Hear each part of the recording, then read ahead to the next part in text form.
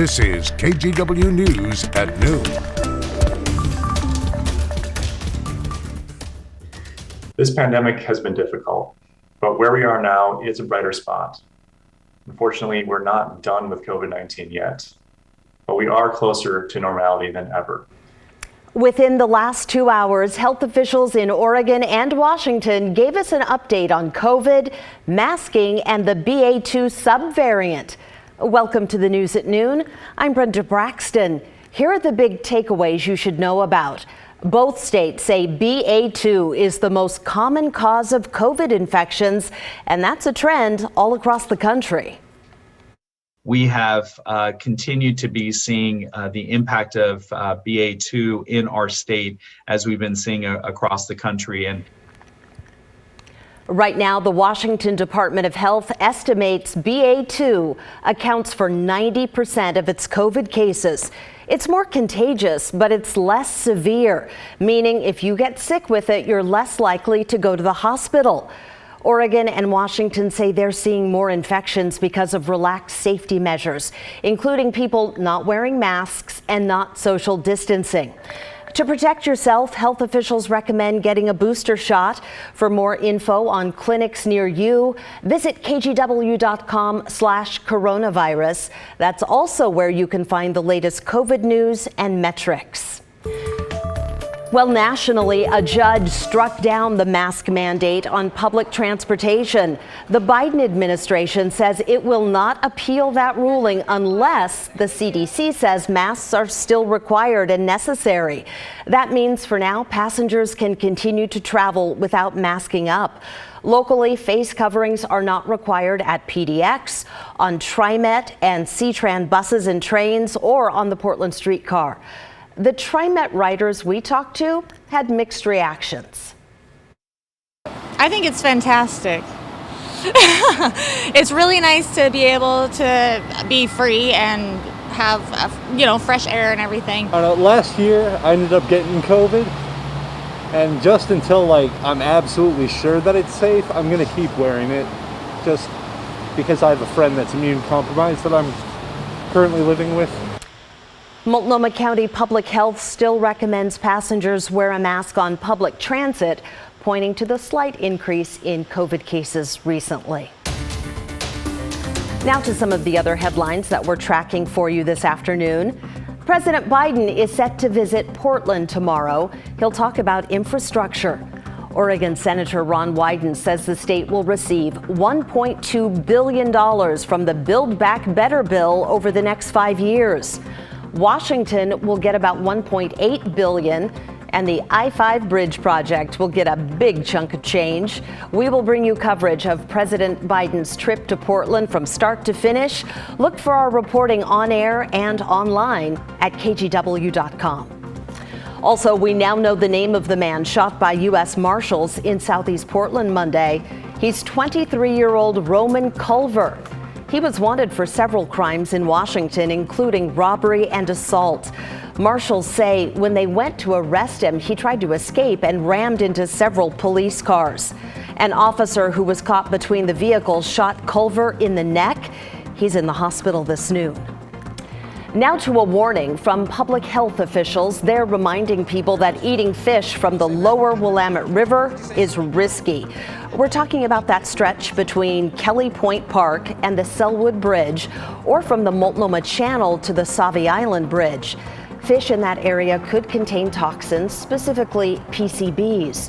Those chemicals come from industrial runoff that ends up in the fish. And those are some of your local headlines this noon. Well, the weather headline right now, definitely rain. Rod, this is widespread. Yeah, we had that nice dry start, and then just like we thought, here comes really just a big wall of rain that's come into us. Seeing some precipitation now spread across central and eastern areas and out through the Columbia River Gorge as well. And real quick, we'll get more into this in my longer weathercast coming up. But see the second cluster clouds? There is lightning back here, according to satellite imagery. So we still think as we get into the evening and into the overnight hours, there's a potential for some lightning strikes. But when you get just a solid area of rain like this, that tends to kind of stabilize things because the raindrops are pulling down cooler weather, and we've been in the 40s. There have been, with that said, some heavier shots of rain coming through over on the west side, getting ready to cross the Sunset and Yellow, some heavier rain pockets around Battleground. Haven't seen much wind. We've had east winds blowing out of the gorge to about 25. We've had some gusts along the coast, 25 to 30 today, and that's been it. I do want to point out on Futurecast, the steady part of the rain starts to get out of here about 4 o'clock this afternoon. But that opens the door for a scattered shower pattern, and I still think tonight we could have some scattered storms.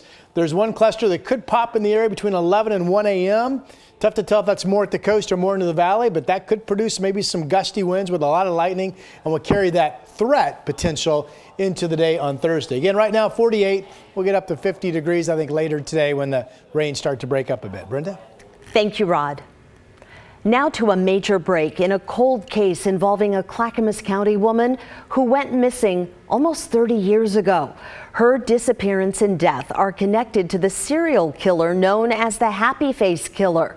Her family is understandably struggling with that realization. But what's remarkable here is their direct role in how investigators finally solved the case. Here's Catherine Cook. It's exciting and sad at the same time, you know, and a relief to finally have an answer. It's been 30 years since Don Benthen's aunt, Patricia Skipple, vanished. It was just like without a trace, you know. Patsy, as they called her, was 45 years old at the time and lived in Colton, Oregon.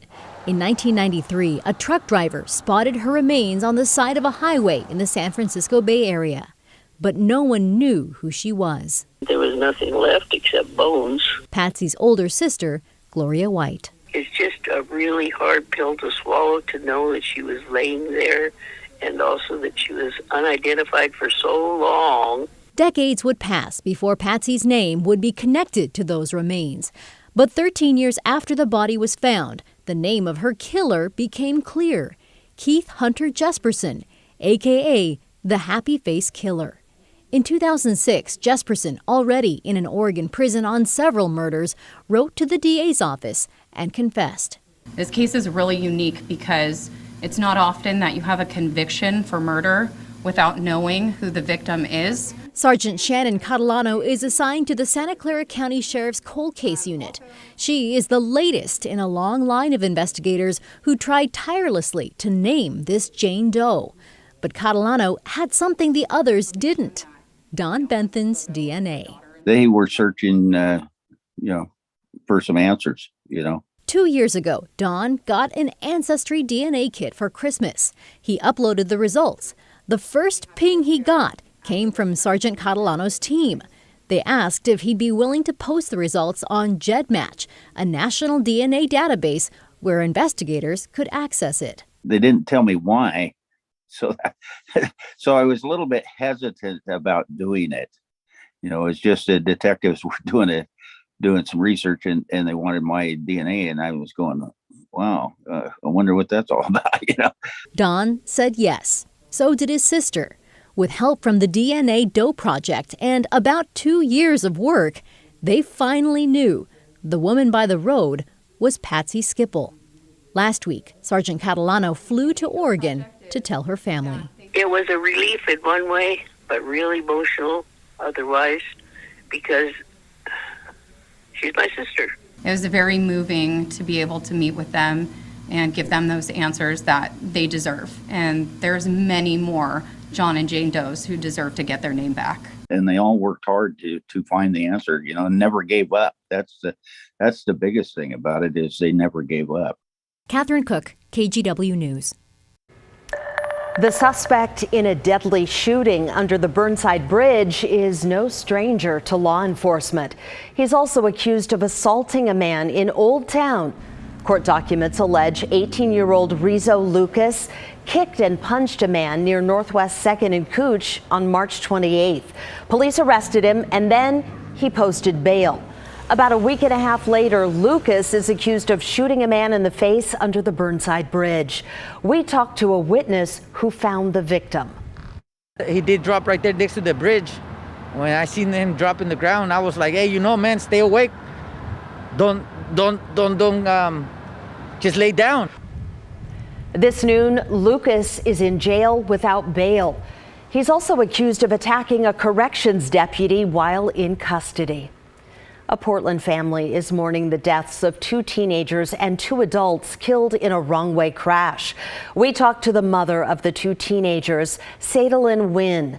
The father of the 2 teens was driving on April 10th. His car veered out of his lane on Highway 18 and then collided with an oncoming RV. He died along with his 13-year-old daughter, 19-year-old son, and their grandmother. Wynn's co-workers at Legacy Emmanuel Hospital set up a GoFundMe page, and the support is pouring in. This is a mother's worst nightmare, but it's worse if I had to grieve alone, and everybody's grieving with me, and I appreciate everybody. Even strangers, they're sending food and flowers and donations. If you'd like to help, we have a link to the GoFundMe on our website, kgw.com.